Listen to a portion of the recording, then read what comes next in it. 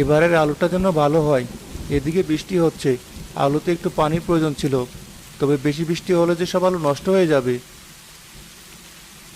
ভাই, বাড়ি যাবে না? সময় যত যাচ্ছে বৃষ্টি তো বেশি হচ্ছে।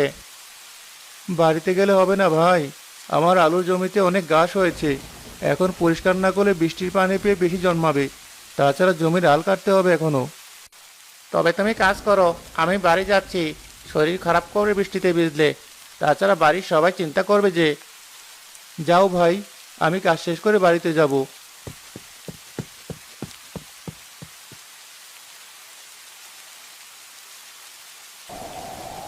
মা, যেমন বৃষ্টি হচ্ছে তেমন ঝড়। দেখো, সবাই মাঠ থেকে বাড়ি ফিরে আসছে। বাবা তো এখনো বাড়ি ফিরলো না। হয়তো মাঠে কাজ করছে। আমরা গরিব মানুষ মা, ওই এক টুকরো জমিতে যে ফসল ফলে তাই দিয়ে কোনো রকম সংসার চালাই। আমাদের মতো মানুষের আবার ঝড় বৃষ্টি আছে নাকি? যা, তুই গিয়ে পড়তে বস। ঠিক আছে মা, তবে বাবা এলে বলো 2 দিনের ভেতর স্কুলের বেতন দিতে হবে, নাহলে স্কুলে যেতে নিষেধ করেছে।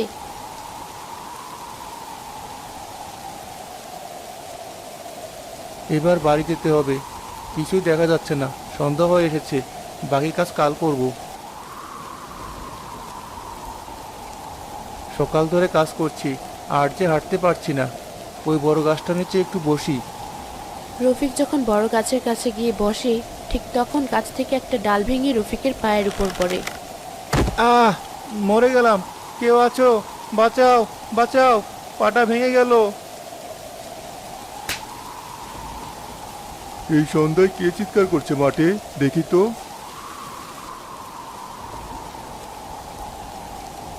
দেখি ভাই, তুমি এমন করে চিৎকার করছো কেন? আর এই ঝড় বৃষ্টিতে মাঠে কি করছো সন্ধ্যার সময়? জমিতে কাজ করছিলাম ভাই। একটা ডাল ভেঙে পড়েছে পায়ের উপর। হাঁটতে পারছি না, যন্ত্রণা করছে পাটা। তোমার পা তো ভেঙে গিয়েছে। চলো, তোমাকে কবিরাজ মশাইয়ের কাছে নিয়ে যাই।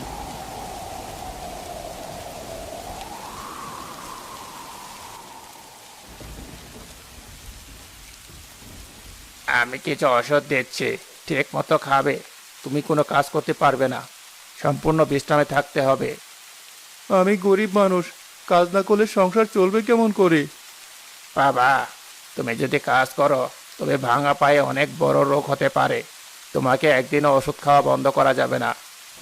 কবিরাজ মশাই, এই নিন আপনার টাকা। ভাই চলো, তোমাকে বাড়িতে পৌঁছে দেই।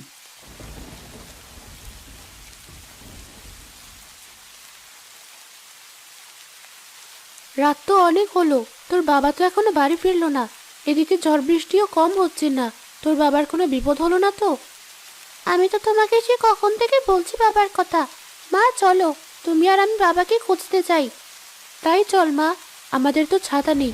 দাঁড়া, কচু গাছ থেকে 2টো কচু পাতা ছিঁড়ে আনি।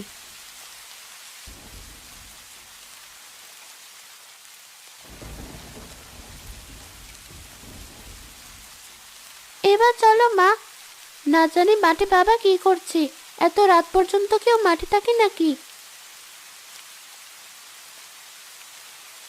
আজ বাড়িতে এলে বলবো আর যেন এত রাত পর্যন্ত মাঠে না থাকে। আরে ভাবি, কোথায় যাচ্ছেন? বাড়িতে আসুন তাড়াতাড়ি।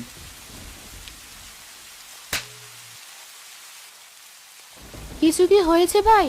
এই ঝড় বৃষ্টির মধ্যে হঠাৎই গরিবের বাড়িতে কি মনে করে আসলেন?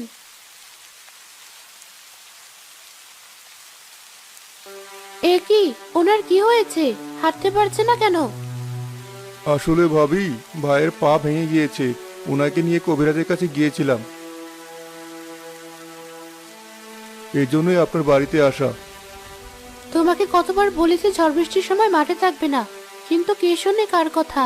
এখন পা ভেঙে বসে আছো। শান্ত হও দিশার মা, আমার তেমন কিছুই হয়নি। কদিন বিশ্রাম নিলে ঠিক হয়ে যাবে। ভাবি, ভাইয়ের কিন্তু কোনো কাজ করা যাবে না, হাঁটাচলা করা যাবে না। যদি বেশি চলাচল করে তাহলে পায়ে অনেক বড় সমস্যা হবে বলে দিয়েছে কবিরাজ মশাই। তাছাড়া ওষুধ বন্ধ করলেও কিন্তু পায়ে পচন ধরবে। আমি ওনাকে দেখে রাখবো ভাই, প্রয়োজনে আমি অন্যের বাড়িতে কাজ করব। অনেক রাত হয়েছে, বাড়ির সবাই চিন্তা করবে যে। আমি তবে যাই।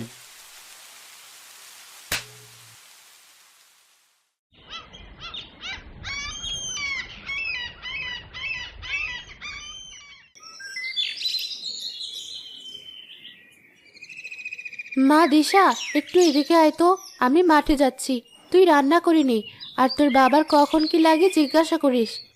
ঠিক আছে মা, বাড়িতে তো কচু শাক ছাড়া আর কিছুই নেই। কচু শাক যে কপালে জুটছে এটাই অনেক। আমি মাঠে যাচ্ছি, মাঠের লাগানো আলো যে আমাদের শেষ সম্বল। একইভাবে তুমি তোমার জমিতে সার দিচ্ছ? ভাইকে আজ 2-3 দিন ধরে দেখছি না মাঠে আসতে। আপনার ভাইয়ের পা ভেঙে গিয়েছে, আলুর পাতাগুলো কেমন কুঁচকে যাচ্ছে, তাই গোবর সার দিচ্ছি। এত কষ্ট করে ফসল ফলালে তোমার আলুগুলো তো দেখছি তেমন ভালো হয়নি। শুধু গোবর সারে কি হবে, কিছু কীটনাশক সার দিতে পারো। 2-1 দিনের ভেতর চাল ফুরাবে, ওনার ওষুধও শেষের পথে। কাছে কোনো টাকা নেই ভাবি, কেমন করে কিনবো কীটনাশক সার? আমার স্বামীর তো এই জমিটার ওপর অনেক দিনের লোভ। আমি কি জমিটা কিনতে চাইবো? এখন অল্প দামে কিনতে পারবো। আপনি কি কিছু ভাবছেন ভাবি? ভাইয়ের অবস্থা যখন খারাপ, তখন জমিটা বিক্রি করে দিন, এতে বেশ কিছু টাকা পাবেন। সেই টাকা দিয়ে অনেকদিন চলতে পারবেন, আবার স্বামীর চিকিৎসাও করাতে পারবেন। কি বলছেন ভাবি? এই জমিটাই যে আমাদের সম্বল, যত কষ্টই হোক না কেন আমি আমার জমির ফসল ভালো করে তুলবো। মেয়ে হয়ে যদি কষ্ট করতে পারো তবে করো, মানুষকে ভালো বুদ্ধি দিতে নেই। আমি গেলাম।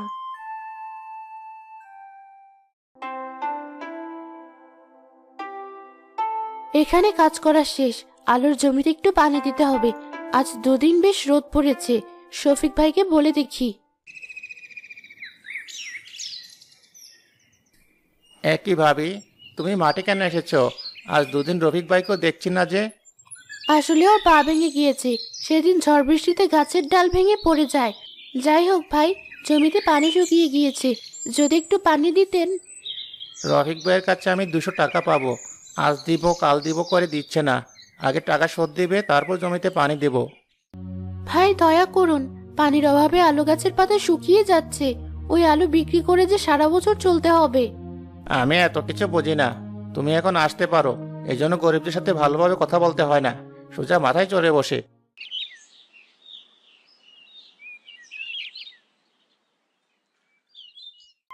রফিকের বউ যে, তা আমার বাড়িতে কেন এসেছো? বিপদে পড়ে আপনার কাছে এসেছি মহাজন।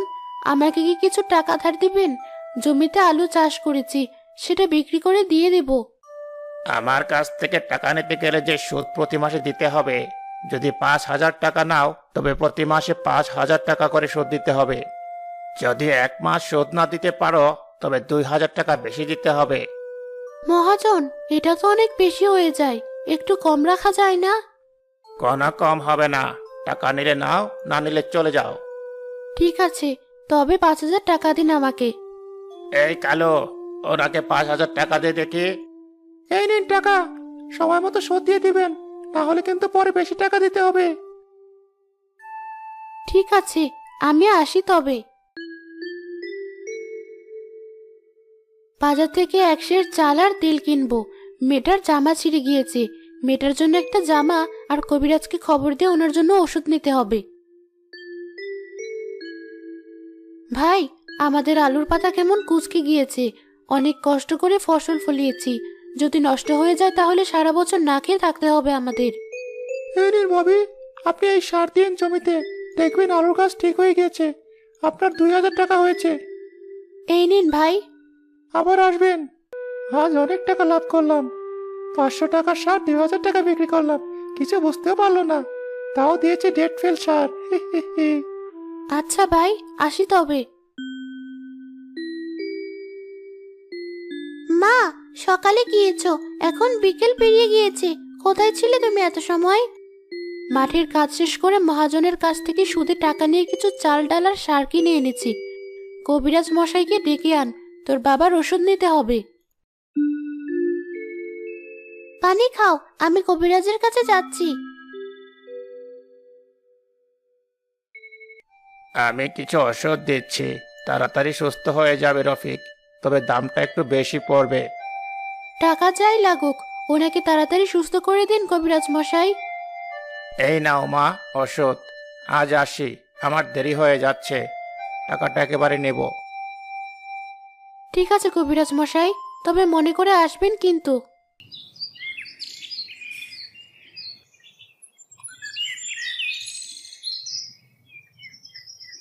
তাড়াতাড়ি খেয়ে ওষুধ খাও। লিপি ভাবে একটা কাঁথা দিয়েছে, সেলাই করতে হবে।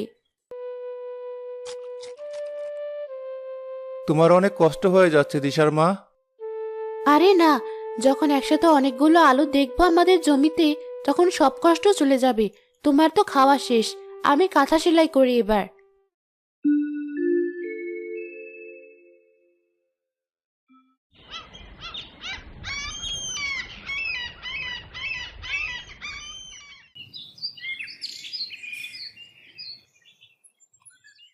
এই কি ভাবি, তুমি দেখি বাড়িতে বসে কাঁথা সেলাই করছো?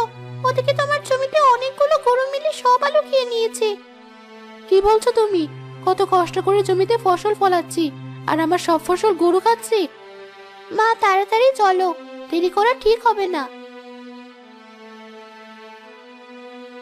এ কি সর্বনাশ হলো! কত কষ্ট করে মাঠে ফসল ফলিয়েছি আমি, সব গরু নষ্ট করে দিল। আমি যাব মাঠে, দেখি কি অবস্থা আমার জমির।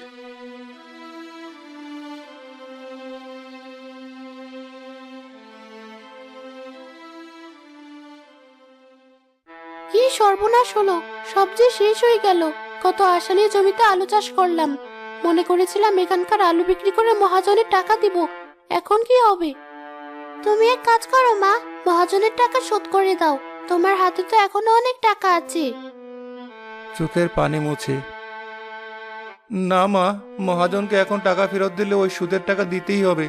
আমি বলি কি, আমরা আবার ফসল চাষ করি। তুমি ভাঙা পা নিয়ে কেমন করে আসলে? কবিরাজ মশাই তো নিষেধ করেছে। আমার এত কষ্টের ফসল গরু খেয়ে ফেলেছে শুনে আসবো না? আমরা এখানে আবার পটল চাষ করব। আমার পা এখন অনেকটাই ভালো হয়ে গিয়েছে। তুমি যখন বলছো তখন ঠিক আছে, তবে তাই করব। তুমি এখানে বসে থেকে আমাদের দেখিয়ে দিও। তার আগে আমাদের জমিটা পরিষ্কার করতে হবে। চলো, আমি আর তুমি জমিটা পরিষ্কার করে ফেলি। বাবা, তুমি এখানে বসো।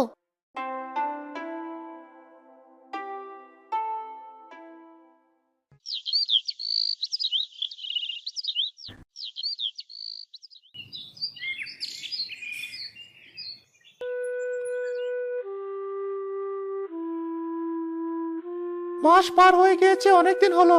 জমিদার তার সুদের টাকা দিতে বলেছে। আসলে ভাই, অনেক কষ্টের পর 3,000 টাকা জোগাড় করতে পেরেছি। এটা নিয়ে যান। পটল গাছে ফুল চলে এসেছে, পটল ধরলে সেটা বিক্রি করে দিয়ে দিব সব টাকা। তুমি তো বলেছিলে আলু বিক্রি করে টাকা দিয়ে দিবে, এখন আবার পটল? আসলে সব আলু গাছ কাদের গরু যেন খেয়ে গিয়েছিল, তাই নতুন করে পটল চাষ করেছি। চিন্তা নেই, এখন তো আমি সুস্থ হয়ে গিয়েছি। কাজ করে তোমাদের টাকা শোধ করে দেব।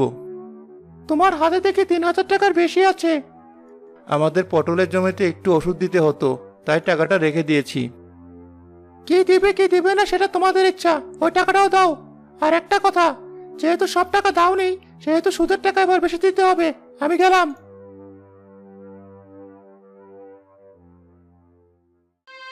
সব টাকা তো নিয়ে গেল, এবার কি করব?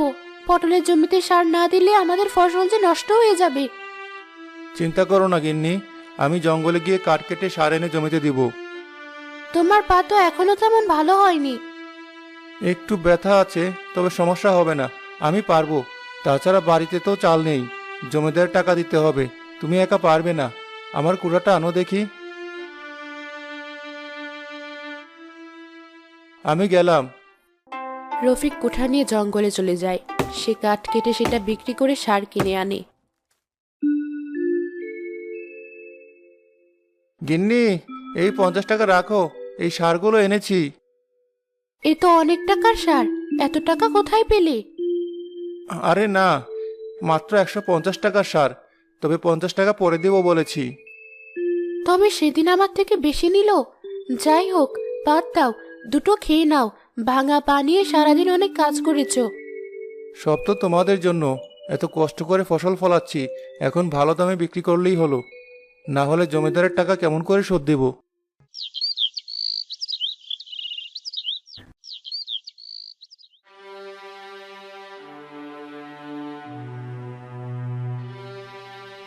কি যে হলো! কত কষ্ট করে দুইবার চাষ করলাম। একবার তো গরু খেলো, আর একবার যাই হলো তাও মহাজন নিয়ে যাচ্ছে। মহাজন, এত কষ্ট করে ফসল চাষ করেছি, আপনি যদি এত অল্প দাম দেন তাহলে সারা বছর কেমন করে চলবো? সেটা আমি কিভাবে বলবো? এত সময় আমার নেই। তাড়াতাড়ি গাড়িতে পটলগুলো সব তুলে দে। তোর পটলের দাম হয় যে 3,000 টাকা। শোন, এই পটলের দাম আমি দিচ্ছি না। কেন মহাজন? আমি যে টাকা পাই তার সুদ দেওয়া লাগবে না। সুদ সহ আসল 25,000 টাকা। আগামী 2 দিনের ভিতর শোধ দিবি, না হলে কিন্তু ভালো হবে না। অনেক সুযোগ দিয়েছি।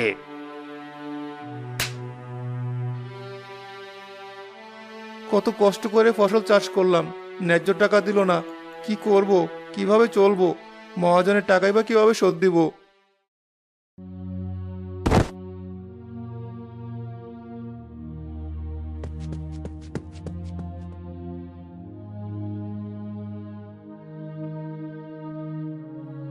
তুমি ঠিক আছো দাদু?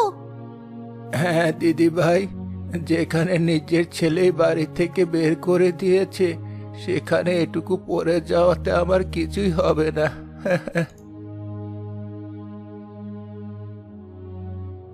আপনাকে তো অনেক অসুস্থ মনে হচ্ছে বাবা। তা তো মনে হবেই। আমার যে সব থেকেও নেই বাবা, খাইনি আজ 2 দিন হলো। ঠিক আমাদেরই মতো, এত কষ্ট করে ফসল ফলালাম, তাও ন্যায্য মূল্য পেলাম না। বাবা, আপনি চলুন আমাদের বাড়িতে, দুটো ভাত আছে, খাবেন? না মা, তোমরা কষ্টে আছো, আমি যাই কি করে? তবে তোমরা খুব ভালো।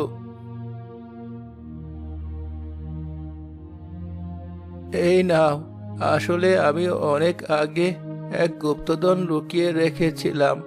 এই পথ ধরে গেলে তোমরা তা পেয়ে যাবে। আমি আর বাঁচবই বা কদিন? দেখছো কেমন অসুস্থ।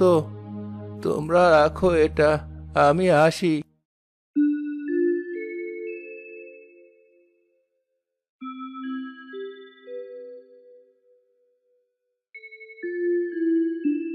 চলো, আমরা এখনই গুপ্তধন খুঁজে নিয়ে আসি। তাই চল।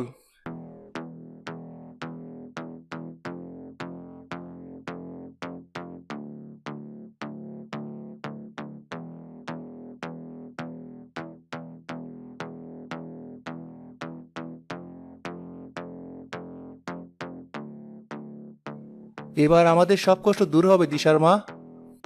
ঠিক বলেছ। কলসিটা খুলে দেখো তো কি আছে। তারা কলসির ভেতরে কয়েকশো স্বর্ণ মুদ্রা পায়। রফিক সেসব কিছু নিজের কাছে রেখে আর কিছু বিক্রি করে দেয়।